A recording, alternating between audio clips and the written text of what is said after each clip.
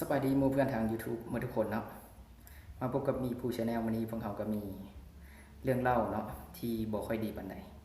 จะมาเล่าสู่พี่สู่น้องฟังเนาะเพื่อเป็นการเตือนเนาะเป็นการเตือนสติเตือนใจเนาะสำหรับหมู่เพื่อนเนาะนักการพนันทั้งหลายให้ฟังไว้เนาะคลิปนี้เรื่องมีอยู่ว่าคนใกล้ตัวของข้าพเจ้าเนาะแต่บ่ขอออกชื่อเนาะบ่ขอระบุชื่อได้มีการหลงเข้าไปหรืออาจจะเป็นความตั้งใจของเราก็อาจจะเป็นได้เนาะเข้าไปเล่นการพนันช่องทางนี้เนาะมันจะเป็นแบบลักษณะคาสิโนออนไลน์ที่มาทาง Facebook เนาะอาจจะแชร์กันมาทาง Facebook หรือว่าสื่อโฆษณาต่างๆเช่นบางเทื่อเนาะเขาเข้าไปเบิ่งวิดีโอเพื่อการเรียนรู้เป็นการศึกษาใช่นะมันก็จะมีลิงก์ตัวนั้นขึ้นมานำเนาะหรือว่าในหน้าเว็บไซต์ตัวนั้นมันก็จะมีปะปนขึ้นมาเป็นการซักส่วนให้เล่นการพนันนั่นแหละเนาะตัวนี้เราได้ลงเข้าไปเล่นนี่ก็เป็นเวลาดุลแล้วเนาะประมาณเกือบเป็นปีแล้วแหละแต่ครั้งทำอิฐนั้นเราได้เนาะประสบการณ์เนาะจะเล่าให้ฟังเนาะตามที่การสอบถามแล้วก็ได้ลงกับเรามาทำอิฐนั้นเราลิ้นไ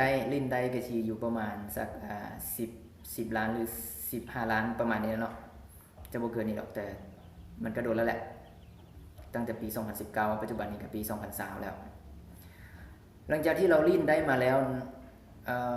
เราก็ได้มีการโอนเงินเนาะโอนเงินเข้ามาให้ทางครอบครัวเนาะครอบครัวทางพ่อแม่เนาะแล้วก็ทางเมียเนาะเราได้สร้างครอบครัวแล้วทางเมียก็ตกใจเนาะว่าเจ้าไปเอาเงินจำนวนนี้มาแต่ใส่เนาะคือหลายแท้ก็ได้มีการซักถามเนาะที่จริงถามแล้วเราก็บ่ยอมที่จะบอกความจริงหรอกว่าเราได้ไปเล่นเกมออนไลน์เกมพนันตัวนี้เนาะมันก็จะเป็นการลิ้นไพ่แหละเนาะขออนุญาตเนาะเป็นการลิ้นไพ่มันก็จะมีหลายเนาะเขาเป็นมัคคาร่าเป็นอีหยังนะของเขาเจ้านะก็จะประมาณนี้หลังจากซักถามเนาะก็ได้บอกความจริงว่าค่อยได้เข้าไปเล่นเกมเนาะเล่นเกมออนไลน์ตัวนี้แล้วก็ได้เงินมาและถามว่าอยู่ในช่วงเวลาที่เล่นนั้นเสียเงินบ่เสียเราก็ยอมรับว่าเสียตอนนั้นท่านเสียได้หลายกว่าเสียเนาะว่าง่ายๆได้หลายกว่าเสียเพราะมันเป็นระบบกลโกงเนาะของเกมพวกนี้เนาะมันเป็นระบบทำอีทเลยเขาก็ให้เจ้าได้เขาให้เจ้าได้จนเจ้าตายใจเนาะเจ้าย่างเจ้าไปลิ้นอีกเท่าหน้าเจ้ากำหนดโตเสียเนาะหลังจากนั้นเนาะเราได้มาเราโอนเงินมาแล้วเนาะครอบครัวญาติพี่น้องก็ได้มีการอบรมเนาะอบรมแบบลักษณะว่าให้เซาซะเนาะให้เลิกอีกอย่างหนึ่งก็มีครอบครัวแล้วเนาะถ้าลิ้นเสียได้เงินจำนวนนั้นเด้เนาะพ้นเสียหายเนาะถ้าลิ้นเสียไปยืมเขาเป็นหนี้เขาติดหนี้เขาเนาะไปยืมเงินจากไสเงินกู้แบบใดอัตราดอกเบี้ยสำใดคนที่จะซวยเนาะคนที่จะรับเคราะห์คือครอบครัวเนาะฮู้บ่ถ้าเจ้าโตเขาเจ้าใช้หนี้บ่ได้ไปยืมมาเขาจะมาทวงหนี้กับไผแน่นอนต้องเป็นพ่อแม่พี่น้องอันตรายหลายบ่ดีเขาก็จะฆ่าเจ้าทิ่มซ้ำนี่คือความโหดร้ายเนาะของการพนันได้ประมาณสัก 2-3 เดือนเนาะก็เงียบก็คิดว่าเราสิเซาเนาะประมาณ 2-3 เดือน4 เดือน5 เดือน6 เดือนจนมาฮอดเดือนนี้เนาะจนฮอดปี2020เดือนนึงนี่เนาะความแตกบัดนี้คือหยังได้มีการที่จริงบ่ได้โทรเลยเนาะทุกครั้งที่เมียโทรถามเนาะไปเฮ็ดเวียกอยู่ไกลเด้อยู่ต่างแขงทุกครั้งที่เมียโทรถามก็ลักษณะแบบว่าลมกันบ่ได้โดนเนาะถามสารทุกข์สุขดิบแหละแบบว่ากินอยู่จังได๋เฮ็ดหยังสบายดีบ่จังซี่ลมกันก็บ่ได้โดนก็เท่านี้เด้อค่อยค่าเวียกลักษณะแบบนี้เนาะมันก็เริ่มสงสัยแล้วเนาะคนเฮาเนาะมีพิรุธทั้งที่มุมพักผ่อนแล้วเป็นหยังคือค่าเวียกเจ้าค้าหยังเฮ็ดหยังแต่ก็ยอมรับผู้เป็นเมียเขาเจ้าก็บ่ได้มีการจู้จี้จุกจิกเนาะบ่ได้ซ้อบ่ได้ถามหยังหลายจนออกปากเองเนาะหลังจากที่ลิ้นเสียแล้วเนาะ จำนวนที่ลิ้นเสียนี่เป็นเงิน10ปลายล้านเนาะระบุตัวเลขให้ทวนให้บ่ได้ว่าเท่าไหร่แท้10ปลายล้านเนาะตามที่เท่าที่รู้ตอนนี้ หลังจากที่เสียเงินแล้วเนาะก็ลักษณะค่อนข้างว่าบ่มีทางออกแล้วเนาะยืมก็ยืมเข้ามาแล้วเด้เนาะบ่มีเงินใช้เขาบัดนี้บ่มีเงินลิ้นต่ออีกเนาะคิดยังบ่เห็นละมีแต่ครอบครัวเนาะก็ได้มีการโทรมาเนาะทวิตแชทมาก่อนเนาะบ่กล้าโทรแชทมาถามลักษณะธรรมดาแบบเฮ็ดให้ผู้เป็นเมียเนาะสงสัยผู้เป็นเมียก็เลยโทรเนาะโทรไปหาก็ว่าเป็นลักษณะลักษณะรับผิดทุกอย่างค่อยผิดไปแล้วค่อยจังสิไปแล้วผู้เป็นเมียถามเลยเนาะตอนนี้เขาสิให้โอกาสบ่ถ้าว่าเจ้าเฮ็ดผิดทั้งที่เขาเจ้าเตือนเจ้าแล้วแต่เจ้ายังหลงเข้าไปอยู่เป็นครั้งที่2ผู้เป็นเมียเนาะเขาเจ้าได้ยินเรื่องแบบนี้เขาเจ้าสิให้โอกาสเจ้าบ่ตอนนี้ให้หมู่เพื่อนทุกคนไปตัดสินกันเองเนาะตัดสินกันเอาเองเด้อหลังจากนั้นเนาะก็ได้มีการปฏิเสธที่จะบ่ลงเนาะว่ามาแบบนี้ฮู้แล้วสรุปยอดแล้วว่าไปเล่นการพนันตัวนั้นเสียเมียก็บ่ลงแล้วเนาะหลังจากที่บ่ลงแล้วก็เข้าหาทางพ่อแม่แล้วได้บัดนี้เนาะหลังจากผัวเมียเคลียร์กันบ่ได้เด้เข้าหาทางพ่อแม่บัดนี้เข้าหาทางพ่อแม่แห่งอุกใจเนาะพ่อแม่นี่อุกใจเลยเนาะนึงมาคือเป็นลูกจะเฮ็ดแนวใดกับลูกทั้งที่พ่อแม่น่ะส่งเสียทุกอย่างเนาะส่งเสียทุกอย่างเรียนจบเฮ็ดเวียกเฮ็ดงานผ่านมาเนาะตามที่ฮู้มาในแบบเขาจะบ่ได้มีการพ่อแม่จะบ่ได้มีการหาเงินจากการพนันนี้มาเลี้ยงลูกเลยเนาะครอบครัวเขาเจ้าเนาะถือว่าหากินด้วยน้ำเหงื่อน้ำแห้งเนาะความอดทนของเขาเจ้าเลี้ยงลูกจนใหญ่ก็ต้องชื่นชมเนาะครอบครัวเขาเจ้าทีนี้จะกลับเข้าสู่เรื่องของการพนันอีกเนาะหลังจากที่เป็นเรื่องกันแล้วเนาะเดี๋ยวนี้ผิดกันเนาะครอบครัวก็ผิดกันเนาะแน่นอนเมียนี่มันใจบ่อยู่แล้วเนาะมันใจบ่อยู่แล้วว่าแบบลักษณะเป็นคนที่บ่ดีแล้วนะเนาะเฮาเป็นผู้ชายเฮาเป็นหัวหน้าครอบครัวอยู่แล้วเนาะเฮาเป็นหัวหน้าครอบครัวถ้าเฮาบ่เป็นตัวหลักตัวตั้งตัวตีงนี่นะมันก็หมดเลยเนาะเพราะว่าผู้หญิงนี่ทุกอย่างเนาะทุกอย่างเขามันลงที่เขาอยู่แล้วเนาะเขาเป็นแม่บ้านเนาะเรื่องลูกเรื่องเต้าเขาก็ต้องได้ดูแลเนาะเฮาเป็นฝ่ายซ้ายไปหาเงินหาคำแทนที่เฮาจะเก็บเงินเก็บคำส่วนนั้นส่งมาให้ครอบให้ครัวเนาะเลี้ยงครอบเลี้ยงครัวแต่กลับเอาไปเล่นการพนันตัวนี้จะไปโทษแต่สังคมเนาะเป็นการซักสวนบ่ได้ต้องโทษที่ตัวเองนำเนาะตัวเองต้องมีจิตใจทุนเที่ยงเนาะจิตใจทุนเที่ยงสำหรับข้าพเจ้าแล้วเนี่ยเรื่องเงิน10ล้านนี่มันบ่แม่นน้อยๆเนาะข้าพเจ้าตั้งแต่ใหญ่เกิดมาเฮ็ดเวียกเฮ็ดงานปัจจุบันนี่นะเรียนจบมานี่เฮ็ดเวียกนี่ยังบ่ทันเห็นเรื่องเงิน10ล้านเป็นจังไดเนาะแต่นี่เป็นเงิน10ล้านเนาะถ้าไปเทียบใส่นักธุรกิจใหญ่ๆโอเคเนาะบ่มีปัญหาเงิน10ล้านเขาเจ้านะ 2-3 มื้อเขาเจ้าก็หาได้แต่เฮานี่คนหาเช้ากินค่ำเนาะระดับความรู้เฮาพอส่ำนี้เฮาจะไปเล่นแบบนั้นมันบ่ได้ขึ้นชื่อว่าคาสิโนเนาะทุกคนคาสิโนคือมันบ่แม่นเรื่องของ500กีบ 1,000 กีบคือที่เฮาเล่นกันเนาะในงานวาดุญาตเนาะขออภัยในงานศพเนาะในงานสู่ขวัญงานออกกรรมอย่างต่างๆเนาะเรื่องพวกนี้ลิ้นไพ่ในงานนี้คือมันมีข้อยกเว้นอยู่เนาะมันบ่ผิดกฎหมายเนาะแต่ถ้าเฮาเล่นแบบลักษณะบ่มีงานบ่มีกาละเขาเอิ้นโอกาสเฮาเล่นตลอดเนาะอันนั้นแหละคือผิดกฎหมายเนาะมันเป็นอบายมุขว่าอีกความนึงเนาะมันเป็นภัยสังคมอีกรูปแบบนึงคนที่หลงเข้าไปเรื่องการพนันติดการพนันนี้บ่เห็นได้ดีจักคนเนาะหลายคนก็อาจจะแย้งขึ้นมาว่าเรื่องการพนันยกเรื่องตัวอย่างเรื่องหนังมันก็เป็นแต่เรื่องหนังเนาะเรื่องโคตรเซียนเรื่องอีหยังของจีนเนาะภาพยนตร์จีนเนาะมันก็เป็นแต่เรื่องละครเฮ็ดให้ขึ้นมาเนาะมันบ่มีไผดอกในชีวิตจริงนะที่จะไปรวยขนาดนั้นจากการพนันเนาะให้คิดเอาทุกคนที่จะรวยได้ก็คือ1คือหาเงินด้วยสุจริตเนาะ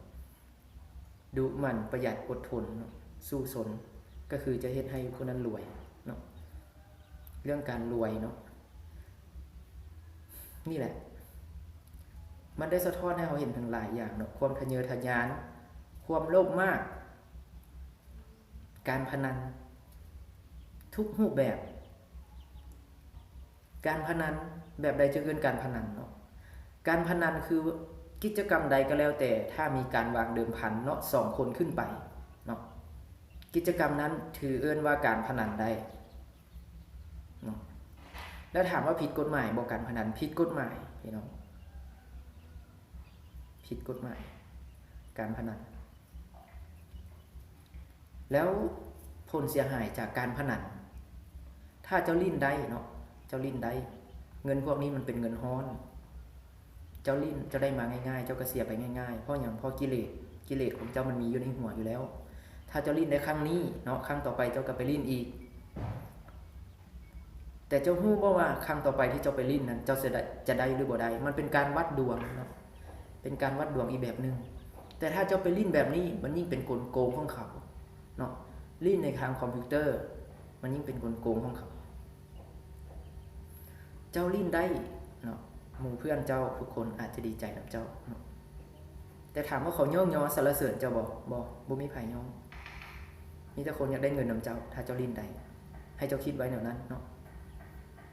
ถ้าเจ้าลิ้นเสียเด้หมู่เพื่อนเจ้าก็บ่มีเลยบ่มีไผอยากเบิ่งเจ้าอีกยิ่งเจ้าไปหาเขายิ่งคิดว่าเจ้าไปหาขอความช่วยเหลือนำเขาอีกไปขอยืมเงินเขาอีกนี่แหละอยากให้ทุกคนได้เห็นเนาะการพนันบ่ได้มีดีอย่างจักอย่างเลยเนาะมีแต่แนวเสียนอกจากจะเฮ็ดให้เฮาเสียเงินเนาะเสียทรัพย์สินทุกอย่างเนาะหมดโตว่าง่ายๆยังเฮ็ดให้ครอบครัวอีกเนาะครอบครัวก็หมดศรัทธาในตัวเฮายิ่งเฮาเป็นผู้ชายเป็นหัวหน้าครอบครัวเนาะหมดศรัทธาในตัวเฮาอีกครอบครัวก็แตกแยกพ่อแม่พี่น้องเนาะว่าดูญาติเนาะบางคนนี่ก็อาจจะบ่สนนำเฮาเลยได้เนาะต้องเข้าใจเนาะเรื่องการพนันก็ฝากกันไว้เนาะสำหรับหมู่เพื่อนท่านใดเนาะหรือว่าวัยรุ่นสาวเนาะโดยเฉพาะน้องๆเยาวชนแบบนี้เนาะอย่าได้หลงเข้าไปเนาะเรื่องอบายมุขพวกนี้เนาะเรื่องการพนันเนาะทุกรูปแบบบ่ว่าจะเป็นการเล่นไพ่เนาะลิ้นหยังก็แล้วแต่เนาะที่ว่าเป็นการพนันเนาะเรื่องเกมคือกันเนาะโดยเฉพาะที่กำลังศึกษาหำเหียนอยู่แบบนี้เนาะเฮาจงเอาเวลานั้นไปศึกษาหำเหียนเอาความรู้ใส่หัวเฮาเนาะให้นำใส่ให้เกิดผลเนาะอย่าเอาเรื่องพวกนี้เข้ามาไว้ในหัวแล้วก็อย่าหลงผิดเนาะเพราะว่าหวังบุญมานี้เนาะรู้สึกว่าประมาณอาทิตย์ที่แล้วได้เกิดเหตุการณ์ปุ้นจี้เนาะเหตุการณ์ปุ้นจี้ห้านเกมเนาะที่ว่าเกิดขึ้นอยู่ในนครหลวงแล้วก็ทางเจ้าหน้าที่ตำรวจเพิ่นก็ได้มีการสะสั่งแล้วเนาะคดีตัวนั้นเนาะถือว่าได้มีการจับกุมผู้กระทำผิดไปรับโทษทางกฎหมายเป็นที่เรียบร้อยแล้วแต่ก็ยังเป็นเครื่องเนาะเตือนใจให้น้องๆนักเรียนนักศึกษาหลายๆคนได้รู้ไว้ว่าการกระทำแบบนั้นมันเป็นการกระทำที่ผิดต่อกฎหมายเนาะแทนที่เป็นนักศึกษาอยู่ปีที่4แล้วเนาะกำลังจะจบจะได้ทำใบประกาศกับเมื่อบ้านเมื่อพัฒนาบ้านเกิดเมืองนอนให้พ่อให้แม่ได้พี่น้องเนาะให้เพิ่นภูมิใจแต่กลับไปติดคุกเนาะถือคุกถือคุ้มขังอยู่แบบนั้นเนาะซึ่งเป็นสิ่งที่พ่อแม่หรือว่าญาติพี่น้องหลายๆคนบ่พึงปรารถนาคดีนั้นเนาะถือว่าอุกอาจหลายเนาะถือว่าอุกอาจข้าพเจ้ากล้าเว้าออกปากเลยว่าระดับมหาโจรลักษณะของการก่อเหตุคือปุ้นเนาะปุ้นห้านเกม11ครั้งเนาะหรือว่า11ห้านพุ่นถือว่าได้เนาะในนครหลวงถือว่าเป็นเหตุการณ์ที่อุกอาจหลายแล้วถามต่อว่าเป็นหยังเราจึงเลือกปุ้นห้านเกมเนาะเพราะเราเป็นคนที่ติดเกมเนาะตามการสารภาพเนาะในข่าวที่ลงนั้นเป็นคนที่ติดเกมแล้วมีการเล่นแน่นอนเล่นเกมก็ต้องมีการพนันหลังจากนั้นเราน่าจะเสียเงินเนาะเสียเงินจากการพนันตัวนี้บ่ได้เป็นการสันนิษฐานเนาะเป็นการอ่านจากข่าวที่เพิ่นเขียนลงเสียเงินจากการพนันแล้วเฮ็ดให้คนเนาะถ้าว่ามันบ่มีเงินแล้วเนี่ยมันบ่มีช่องทางที่จะหาเงินไปใช้เขา เนาะมันก็ต้องเฮ็ดไปทุกอย่างเนาะมันบ่คำนึงถึงการที่การกระทำนั้นผิดกฎหมายหรือบ่เนาะก็เลยมีแนวความคิดเนาะเกิดการปุ้นจี้เนาะเพื่อให้ได้เงินไวที่สุดเนาะให้ได้เงินมาไวที่สุดแล้วเงินที่ได้มาเอาไปใส่เนาะเงินที่ได้มาก็เอาไปเติมเกมแล้วก็ลิ่นเกมแล้วก็หมดไปซื่อๆเนาะสิ่งนี้เป็นสิ่งที่สังคมเฮาเนาะยอมรับบ่ได้เนาะรับบ่ได้เนาะกับสิ่งนี้มันได้สร้างความวุ่นวายให้กับสังคมเนาะถือว่าอีกอย่างนึงคือเป็นสิ่งที่เฮ็ดให้สังคมเดือดร้อนเนาะตัวนี้จะบ่ขอยุ่งเกี่ยวกับเรื่องห้านเกมเนาะเพราะว่าตัวนี้เฮาเว้าในรูปแบบของทางคดีเนาะแต่ว่าเป็นคดีที่เพิ่นสะสางมาแล้วนี่แหละเฮาจะไปลงลึกเกี่ยวกับเรื่องของคนรายกว่าเนาะผู้ที่กระทำผิดหรือผู้ที่กำลังคิดอยู่ตอนนี้เนาะที่จะไปเล่นการพนันก็ให้คิดนึ่งมาคือให้คิดเบิ่งครอบครัวเนาะให้แชร์ความรู้สึกของครอบครัวเนาะพ่อแม่พี่น้องเขาต้องการให้เฮาเป็นคนแบบใดเนาะให้คิดเพราะว่าเฮาก็ใหญ่แล้วเนาะได้ลูกได้เมียเนาะมีครอบมีครัวแล้วให้คิดเนาะฝากกันไว้เพิ่มเติมเนาะวัยรุ่นหนุ่มสาวที่กำลังศึกษาอยู่เนาะก็อย่าลงเข้าไปเนาะเพราะว่าการหาเงินเรียนนั้นเข้าใจเนาะทุกคนหาเงินเรียนเนาะพ่อแม่ครอบครัวนั้นอาจจะหาเงินให้บางครั้งก็อาจจะบ่ร่วมบ่ทันแต่เฮาก็มีวิธีอื่นเนาะในการหาเงินเพื่อสุขโยให้ตัวเองเรียนนั้นเนาะเป็นวิธีอื่นที่ดีกว่านี้เนาะให้ทุกคนเข้าใจเนาะฝากกันไว้เนาะเป็นห่วงอนาคตถ้าคิดว่าคลิปนี้เนาะมีประโยชน์ก็ให้ทุกคนเนาะเข้าไปกดติดตามกดไลค์กดแชร์เนาะหรือว่ากดกระดิ่งเพื่อรับการแจ้งเตือนเพราะว่าถ้าเฮามีเรื่องเนาะหรือว่ามีสาระดีๆน่ารู้เฮาก็จะมาฝากเนาะมาเตือนกันอีกเนาะสำหรับคลิปนี้ก็ขอจบเท่านี้เนาะ